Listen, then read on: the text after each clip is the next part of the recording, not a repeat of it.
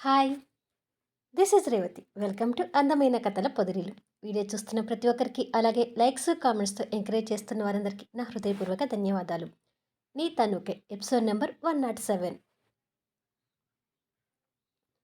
మరుసటి రోజు గ్యారేజ్‌లో కళ్యాణ్ అర్జున్ మెడలోకి చైన్ వేస్తూ, ఇంకెప్పుడు ఇలా చైన్ అమ్మి నా కోసం త్యాగాలు చేయకురా బాబు. నేనసలు తట్టుకోలేను అంటాడు. అర్జున్ నవ్వి, అయినా ఇప్పుడంత తొందరేముందిరా? ఇంతలోనే చైన్ ఎందుకు కొన్నావు అని అడుగుతాడు. పర్వాలేదులేరా, చేతిలోకి కాస్త డబ్బులొచ్చాయి కదా! ఇక ఈ బిజినెస్ 3 పువ్వులు 6 కాయలుగా వెలిగిపోతుంటుంది అని అంటుండగానే కళ్యాణ్ డబ్బా ఫోన్‌కి కస్టమర్ నుంచి కాలొస్తుంటుంది. చూసావా, శుభశకునం అంటూ ఫోన్ లిఫ్ట్ చేసి హలో అంటాడు. సార్, సెకండ్ హ్యాండ్‌లో కారు కొనాలనుకుంటున్నాను. మీ దగ్గరికి కండిషన్‌లో ఉన్న మంచి కార్లు వచ్చాయని విన్నాను. సాయంత్రం మీ గ్యారేజ్‌కి రావాలనుకుంటున్నాను. ఉంటారు కదా సార్ అని అడుగుతాడు. మీరు ఏ టైంలో వచ్చినా కార్లు చూపించడానికి గ్యారేజ్‌లో ఎవరో ఒకరుంటారు. మీరు ఎప్పుడైనా రావచ్చు అంటాడు కళ్యాణ్. ఓకే సార్, మా ఆఫీస్‌లో నాతో పాటు వర్క్ చేసే మరికొంతమంది కూడా కారు కొనే ఆలోచనలో ఉన్నారు. వాళ్ళని కూడా తీసుకొనొస్తాను. ఉంటాను సార్ అని చెప్పి ఫోన్ పెట్టేస్తాడు.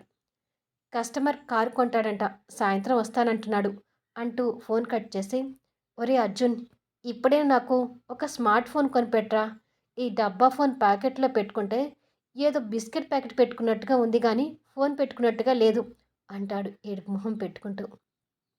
అర్జున్ నవ్వి, ఇప్పుడే వెళ్ళి కొనుక్కుంది గాని పద అని ఒరే వేణు అని పిలుస్తాడు. రోజు ఆయిల్ బట్టలతో కనిపించే వేణు కాస్త కొత్త బట్టలతో కొత్తగా కనిపిస్తుంటాడు. ఏమిట్రా కొత్తగా కనిపిస్తున్నావు?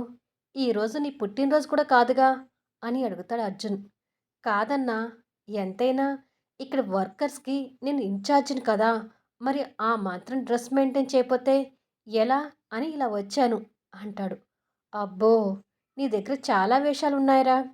సరేలే, నేను కళ్యాణ్ బయటకు వెళ్తున్నాం. కార్ల కోసం కస్టమర్స్ ఎవరైనా వస్తే మాకు వెంటనే ఫోన్ చేయి అంటాడు అర్జున్. అలాగే అన్నా అంటాడు వేణు. ఇద్దరు కలిసి వెళ్తుంటారు.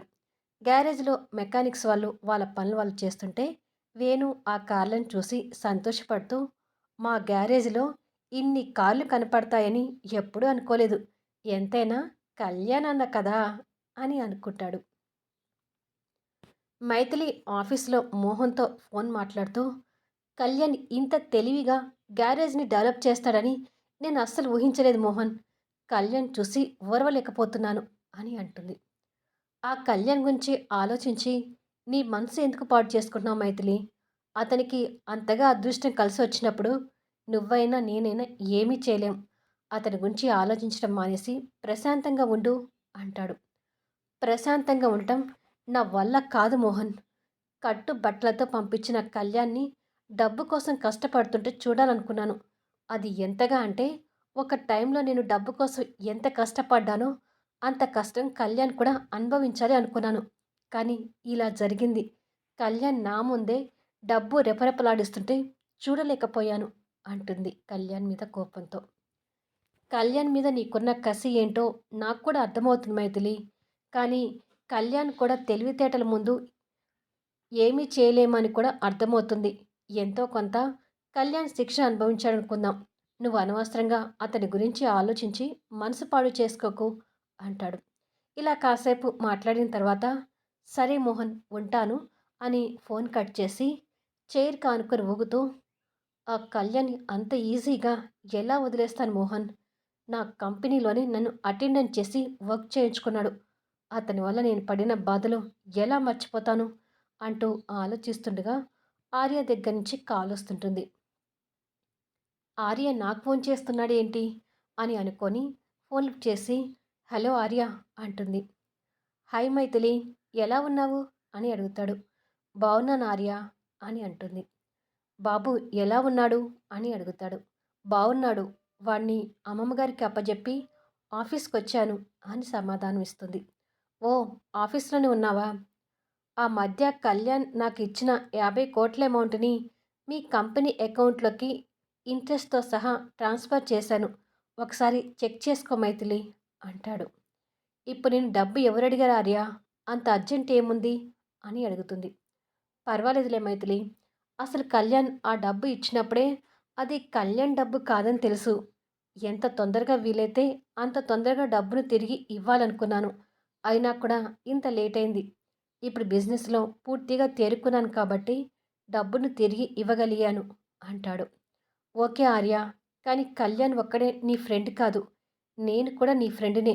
సో, ఎప్పుడైనా డబ్బు సమస్య వచ్చినప్పుడు నేను ఉన్నాననే విషయం కూడా గుర్తుపెట్టుకో అని అంటుంది. Thank you Maithili. ఏ పుణ్యం చేసుకున్నానో గానీ నాకు మంచి ఫ్రెండ్స్ దొరికారు.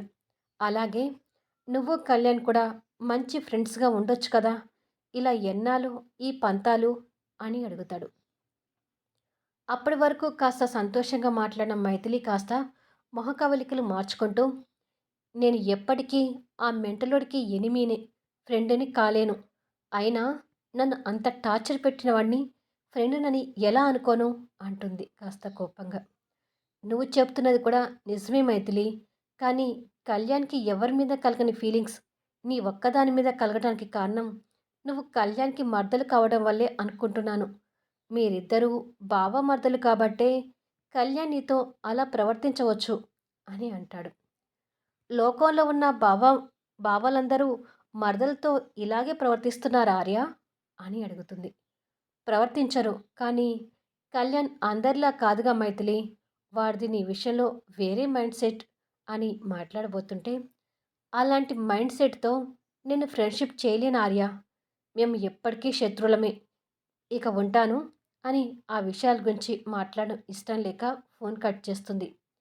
ఆర్య బాధగా ఫోన్ పక్కకి వేసి చూడబోతుంటే వీరిద్దరు ఎప్పటికీ ఒక్కటయ్యేలాగా లేరు అని ఆలోచిస్తుంటాడు.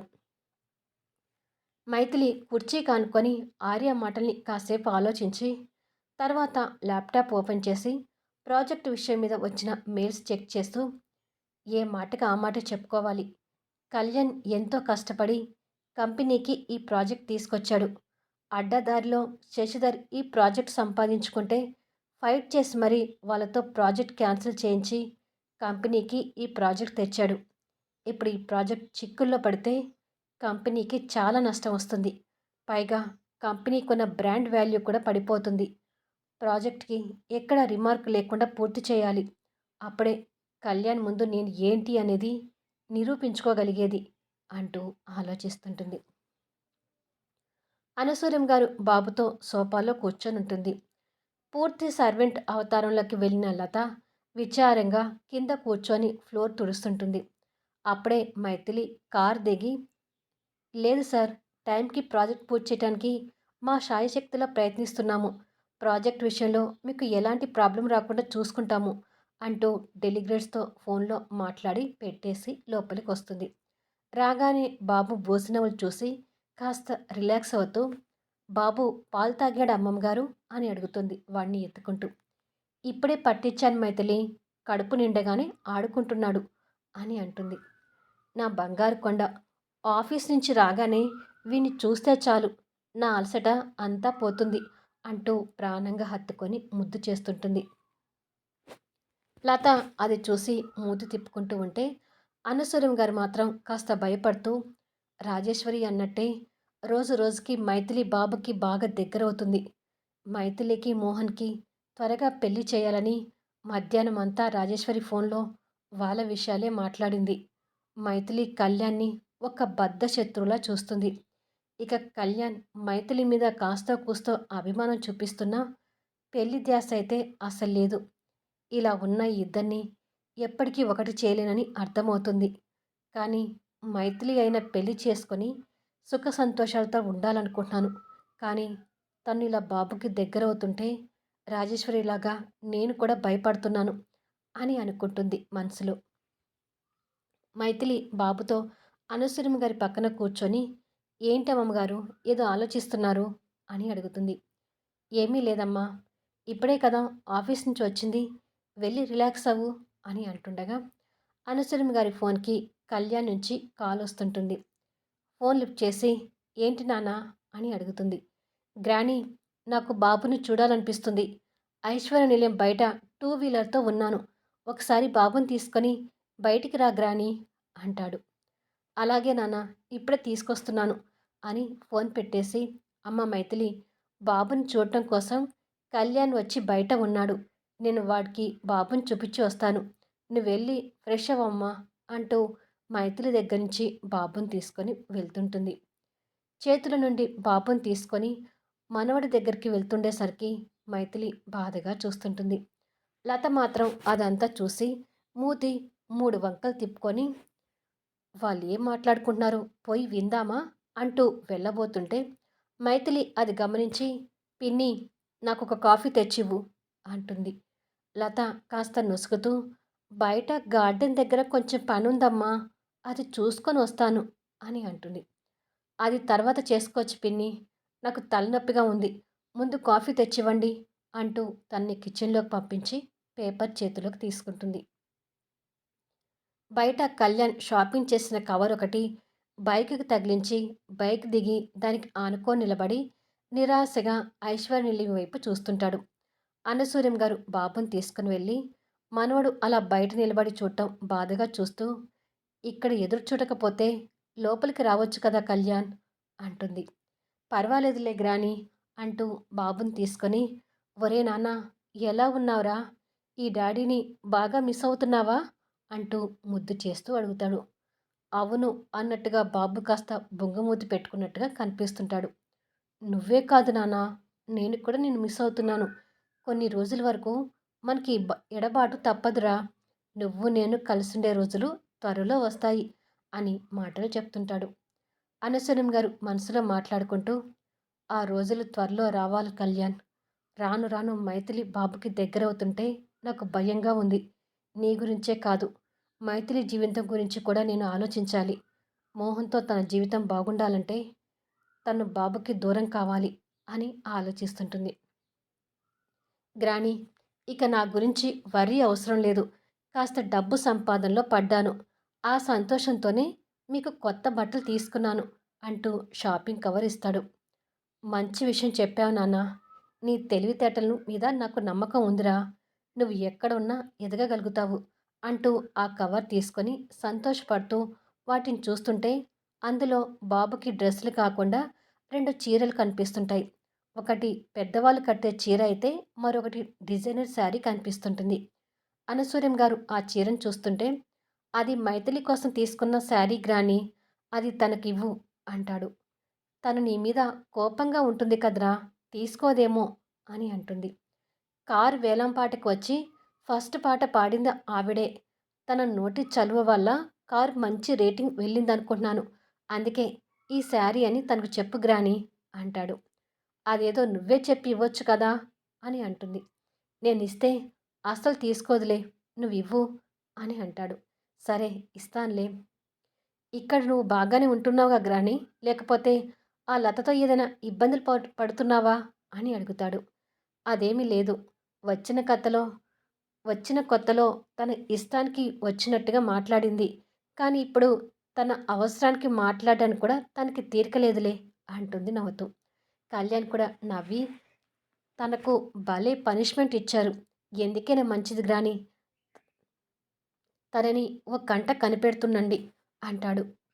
ఇలా కాసేపు కళ్యాణ్ లత గురించి మాట్లాడుతూ బాబుని సారీ బాబుని ముద్దు చేసి గ్రానీకి ఇస్తూ ఇక నేను వెళ్తాను గ్రాని దెయ్యాన్ని లోపల పెట్టుకున్నారనే విషయాన్ని మాత్రం మర్చిపోకండి. మీ ముగ్గురు జాగ్రత్త అంటాడు. అలాగే నాన్న పని మీద పడి తిండి నీళ్ళు మర్చిపోకు అని అంటుంది. నేను మర్చిపోయినా గుర్తు చేయటానికి అర్జున్ ఉన్నాళ్లే గ్రాని నా గురించి బాధపడకు ఇక వెళ్తాను అని చెప్పి 2 వీలర్ స్టార్ట్ చేసుకుని వెళ్తుంటాడు. తండ్రి వెళ్తుంటే కొడుకు కూడా బాధగా చూస్తుంటాడు. అనసూయం గారు కన్నీళ్ళు పెట్టుకుంటూ ఎవరో కానివాడిలా ఈ ఐశ్వర్య నిలయం ముందు బయట నిలబడ్డావు. ఏదో ఒకరోజు ఈ నిలయానికి మళ్ళీ అధిపతిగా ఉంటావని నా మనసు నాకు గట్టిగా చెప్తుందిరా అని అనుకుంటుంది. కొన్ని నిమిషాలకి అనసూయం గారు లోపలికి వచ్చేసరికి మైథిలికి ఎదురుగా ఉన్న లత ఏదో ఒక పని చేస్తుంటుంది. అమ్మ మైథిలి కళ్యాణ్ సంతోషంతో మన ముగ్గురికి బట్టలు తీసుకొచ్చాడు అంటూ కవరిస్తుంది. లత తిట్టుకుంటూ ఛ వీళ్ళు ఏం మాట్లాడుకుంటున్నారో విందామనుకున్నాను. కానీ ఈ మైథిలి బయటకు వెళ్ళనివ్వకుండా ఏదో ఒక పని చెప్తూనే ఉంది అనుకుంటూ ఫ్లవర్ వాజ్ క్లీన్ చేస్తుంటుంది. కళ్యాణ్ గ్యారేజ్‌లో కారు తుడుస్తుండగా, ఆ డిజైనర్ శారీ వచ్చి కళ్యాణ్ మొహం మీద పడుతుంది. కళ్యాణ్ విస్మయం చెందుతూ ఆ శారీ మొహం మీద నుంచి తీసేసరికి ఎదురుగా మైథిలి కోపంతో చూస్తుంటుంది. అలా శారీ ఎందుకు విసిరేసిందనేది ఫుల్ వీడియోలో నెక్స్ట్ వీడియోలో చూద్దాం. ఈ వీడియో ఎలా ఉందనేది మీ అభిప్రాయాలని కామెంట్స్ రూపంలో తెలియచేయండి. అలాగే లైక్స్ ఇవ్వడం మాత్రం మిస్ కాకండి.